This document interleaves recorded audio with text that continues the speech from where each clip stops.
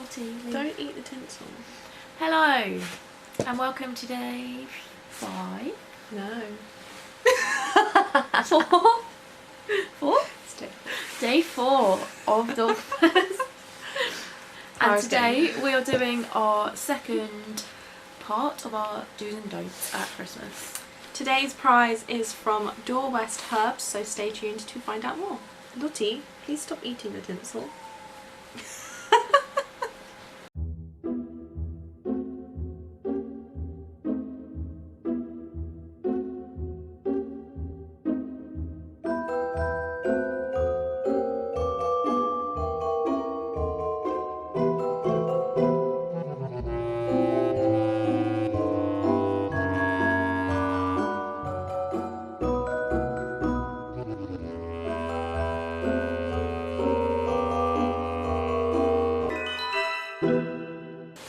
So, following on from our last video, we talked a little bit about kind of eating time with the dogs around and that sort of thing.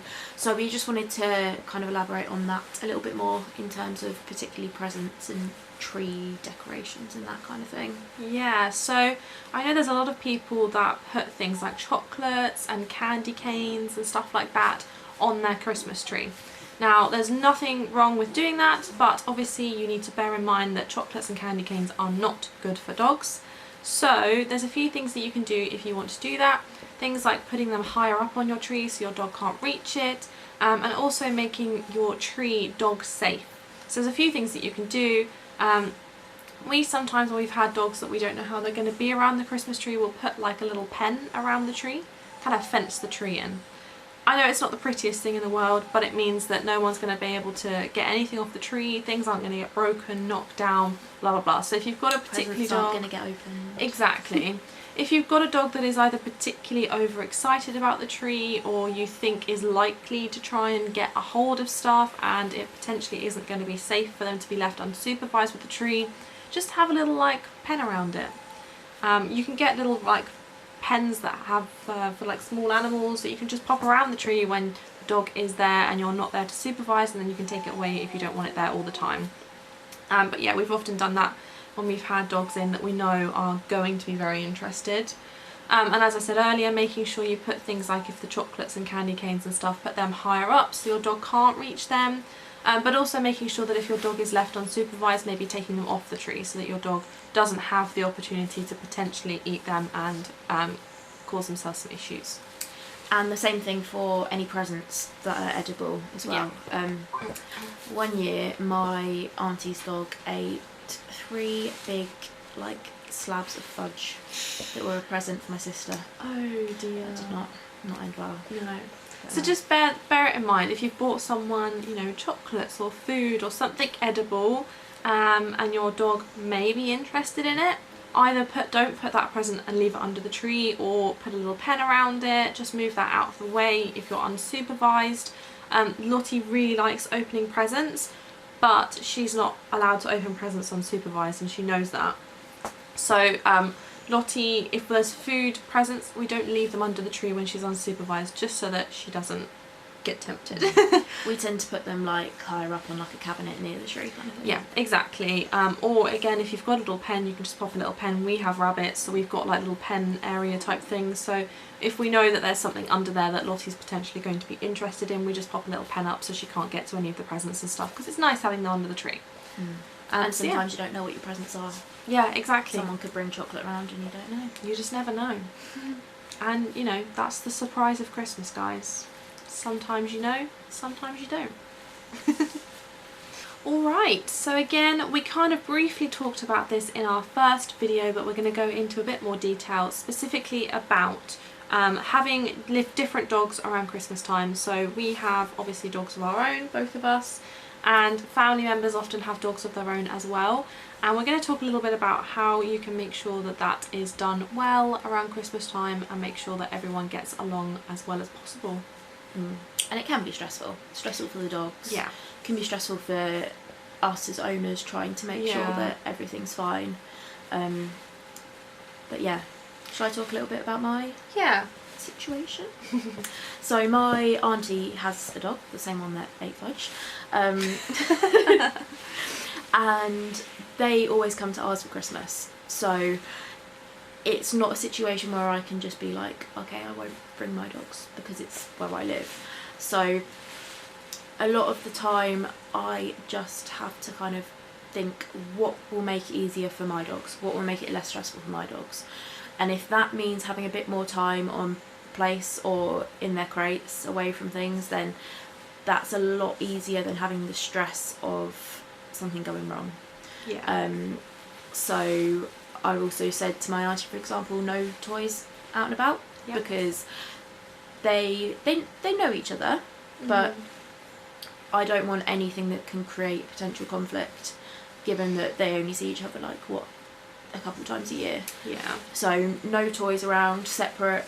They don't eat at the same time, so there's no kind of conflict around that. And yeah, I think in a way I have to sacrifice my dog's freedom a little bit, but if I didn't, it would be way more stressful for them and for me. So yeah, if they have to spend a little bit more time away, and then that's why it's so important that they still get their exercise and routine. Yeah, exactly. And it's important to manage the situation as best as you can. So if you can prepare your dogs and introduce them and get them doing stuff together before Christmas Day, then great, do it. Practice, practice having your dogs come into somebody else's house and, doing it well and being calm and, place training and stuff like that, so that when you have Christmas Day and everyone's kind of enjoying themselves a bit more, it's not going to be such a big shock. But equally, if that isn't possible, then just make the best of the situation that you can. So I talked about, we go to my mum's sometimes for Christmas Day. I think this time we are going to my sister's in the afternoon, and she has a dog. He is a lovely, lovely dog, but he is quite happy being an only dog. He doesn't even really like going round to my mum's that often because she's got another dog as well, and although they get on really well, he's quite happy just being on his own. So we are not going to be taking all of our dogs round to my sister's house that evening because it's just not beneficial for anybody. And so we're making sure that throughout the day our dogs get everything that they need, and then they can chill out here in the afternoon. And although we could do more to, I guess, prepare them all for that, it's just not beneficial to do it. If, we were having Christmas at our house, for example, my mum and my sister would be welcome to bring their dogs, but equally I don't think they would, because again, their dogs are quite happy being on their own. So they would probably leave them at home for the few hours that they're coming to us, or supervise with somebody else, because, again, we've got 6 dogs, so it's a lot. It's not just 1 or 2.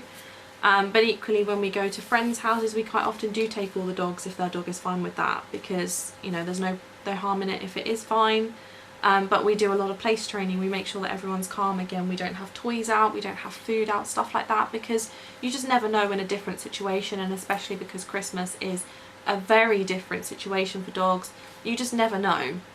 Some dogs could find it really stressful, some dogs can find it really overexciting, and emotions are going to be completely different to what they would be in normal day-to-day life. So it's just about making the best out of the situation that you can, and if that means that your dog needs to be on their place a bit more, in their crate, or even just on the lead next to you, then, make use of the tools that you've got to make sure that everyone is able to enjoy the day as best as possible. So, another do and don't is it do and a don't? Yeah, I say it could be both. Is related to presents and treats that your dog might get from you, family members, and that sort of thing. So a lot of the time at Christmas and Pets at Home and that kind of thing, there's a massive array of Christmas related treats and kind of things. Yeah, there are. But don't give them rawhide. So a lot of places do like little coloured bones in stockings and that kind of thing. Rawhide is very, very, very processed. What is it made with? It's basically cow's hide. So rawhide isn't naturally white, so the way they do it is they bleach the rawhide.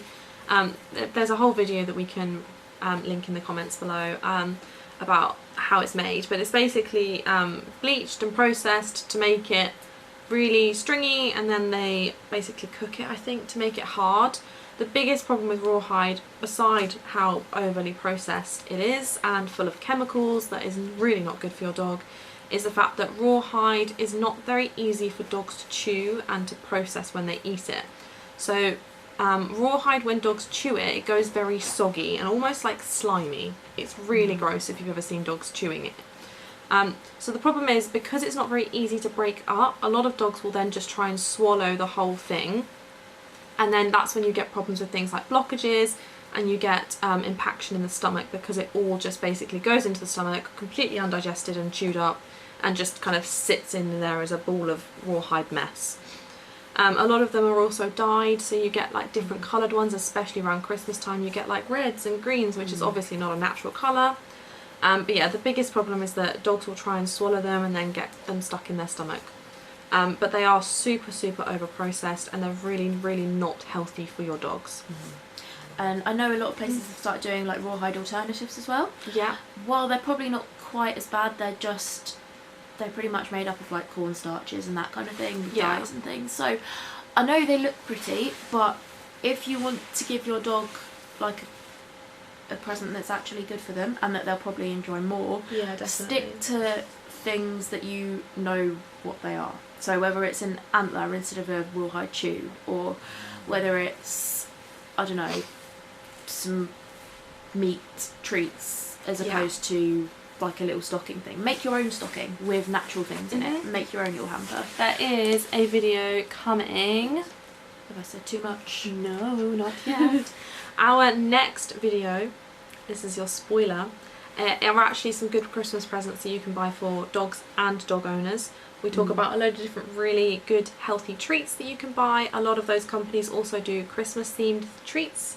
So things like Lily's Kitchen, Denzel's I know do Christmassy treats. I know Nutriment and stuff do like Christmassy animal treats. So there's loads of different companies that you can buy Christmas themed treats for that are really good and healthy. So just do your research, and if you get something like rawhide or something that your dog is not able to have, just politely probably donate it somewhere.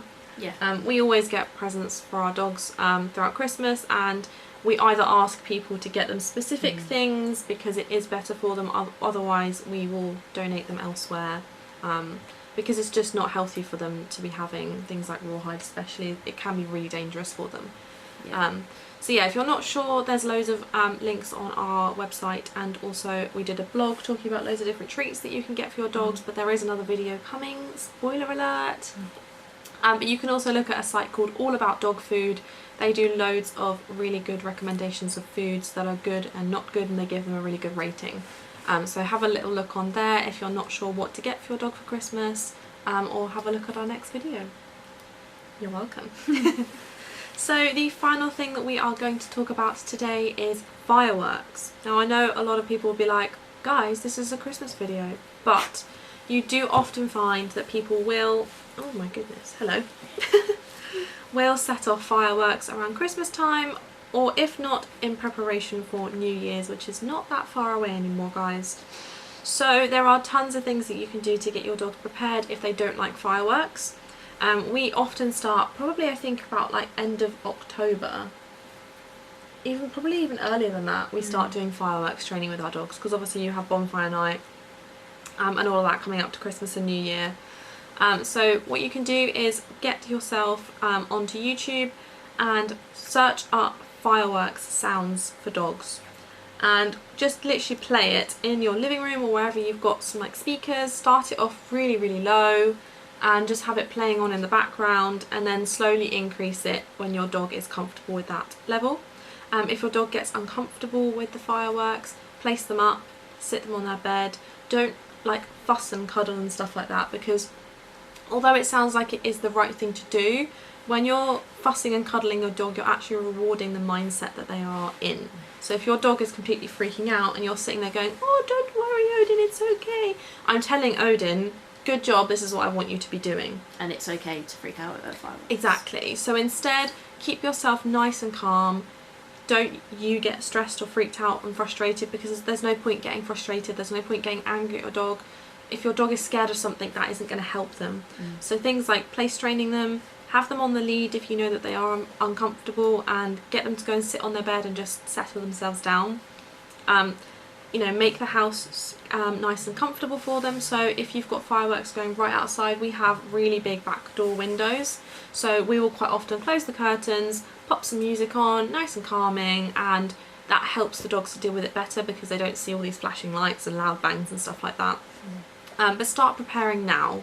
Start playing fireworks music, start getting your dog accustomed to the noises, because the more they're accustomed to it, the less it's going to be stressful for them when fireworks day actually comes, and there's going to be lots of noises and stuff, because it's too late to then desensitise them to the noises when it's literally happening outside.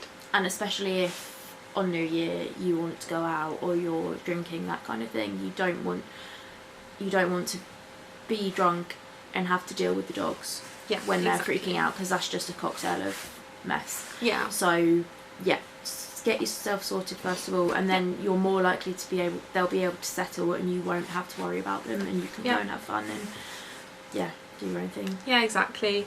Lottie used to be absolutely terrified. You can't actually see her, but she's here asleep. She used to be absolutely terrified of fireworks. She's still not a fan of them. She doesn't like them, but she's comfortable enough that if fireworks were to go off, she knows how to help look after herself. And you know, if there is going to be lots of fireworks, we tend to stay in for the night, or we have people come here so that we don't have to leave her on her own, because then she doesn't get worried. But there's no reason why, once you've done a lot of desensitisation, that your dog isn't able to cope on their own, as long as they're comfortable doing that. But the more you practice it, the better they're going to be. So every year we start playing fireworks noises at like the beginning of October, so that when fireworks night comes, Lottie's not having a complete meltdown, because for the whole year there's been no fireworks. And then you can just carry that through October to December. Exactly. Pretty easily, really. Yeah, if you're not around, just stick them on the TV, put them on fairly loud. Do it when it's dark, which Yeah. is pretty much all the time. Yeah, exactly. Yeah. Because that's when the fireworks go off. Yeah. And it sounds really silly, but if you played them in the morning, it's not the same situation as when it's dark. Yeah. Mix it up. Play them during the day sometimes, and then once your dog is comfortable, start playing it at night, because that's when it's most likely to happen.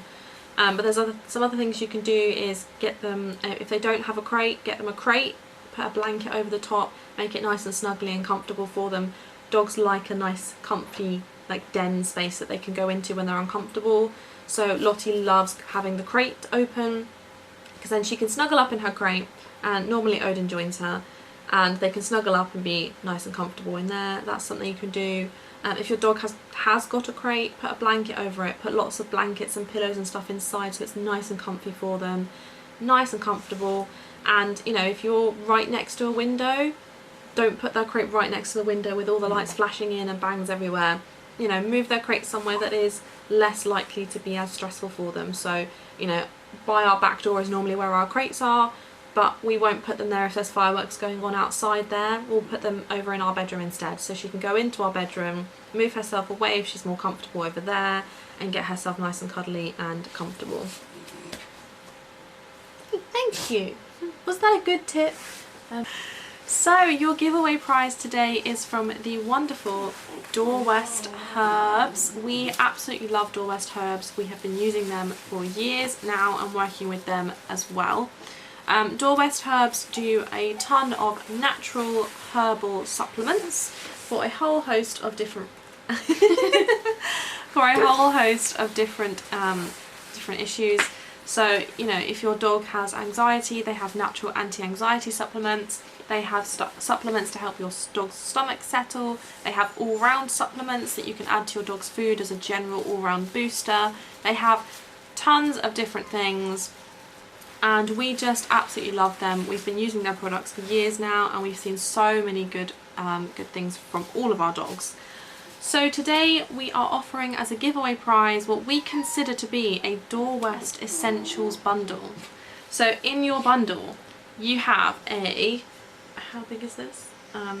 250 gram pot of Keeper's Mix. Please camera, stop looking at Clara. Don't look at me either. There you go. Keeper's Mix. Keeper's Mix is a fabulous all-round supplement that you can add to your dog's food. It's a little powder that you add into their food, and it's great for all-round health benefits. including things like skin and coat and general well-being. This we give to all of our dogs every single day, and it's absolutely incredible, especially for their coat and their skin. We've seen really good good things with their skin and their coat since using this every day. Jeez Louise, Odin. Are you cuddling the tinsel? He's not very happy about the tinsel. Anyway, next up on our essentials list is a valerian compound bottle. Don't look at Clara. It's not. Oh, good. This is a natural anti-anxiety. This is something that we actually use regularly with Odin here because he does sometimes find life very stressful. It's a liquid. You can get a little pipette on the top so you can measure it out, and you can either add it to their food or put it directly into their mouth. It's super fast acting, so it generally works within half an hour. So it's great for things like fireworks night, stressful situations, car journeys if your dog finds them stressful. Valerian is a completely natural supplement that dogs produce to calm themselves down naturally within the body. And I've seen incredible benefits with using this with Odin. We give it to him like half an hour before we're going out on, you know, a walk that he's potentially going to get stressed about, and it helps him just to be able to process better and to be calmer and take in training better. Definitely one of our essentials. The final products that we have is a new one. This is the Move Wellia. This is their new joint supplement. It's a complete joint supplement and generally for advanced things, but also we use it every day with our dogs. They're quite big tablets, but we've been using these with our dogs for about a month now, and all of our dogs have been absolutely great on them. Especially Kira has these as well with her food. It's just a really good all-round joint supplement, and yeah, we absolutely love this. We're also throwing in a little tester pack of all three of their wonderful shampoos. So you have the Clean and Fresh shampoo, Scent and Shine, and the Soothe and Calm. The Soothe and Calm is our favourite. It's really good for sensitive skin, and it actually smells amazing. I love this one. This is one of my favourites. So you're going to get a sample pack of each of their dog shampoos that you can have a little tester of. We love their dog shampoos, they are fab. So yeah, in order to be in a chance for winning this wonderful prize from Dorwest, you must answer the following question. What was my job before I joined Holistic Hounds? If you have no idea, head over. I think did I do a blog as well? No, I don't think I did a blog, but we definitely there is a video. Q&A. Yeah. So you might have to watch another video to find the answer. Yeah, there is a Q&A with Clara that we did back when she first officially qualified and like joined, where you talked about your previous job. So there is definitely talk about it, and I know Clara has told quite a few people as well, so you may already know the answer. Just ask me. Book Yeah, a session. You have to ask Clara. But yeah, that is your question. Put your answer in the comments below, and we will pick a winner out of the comments of those below. So yeah, thank you very much for watching this video. We hope you enjoyed it. Sorry you didn't get to see much of the dogs. They're sleeping. Yeah, look, here you go. I shall lift the sausage. This is generally just Odin's sleeping position. Is that nice? Look, here you go. You can sit here and then people can see you. Oh dear. Did you enjoy the video? He says no. Let me sleep. Wasn't listening to a bit. No, exactly. So we hope you enjoyed this video. If you did, be sure to leave us a like and make sure to subscribe to our channel so you don't miss our next few Dogmas videos, and we will see you in the next one. Bye!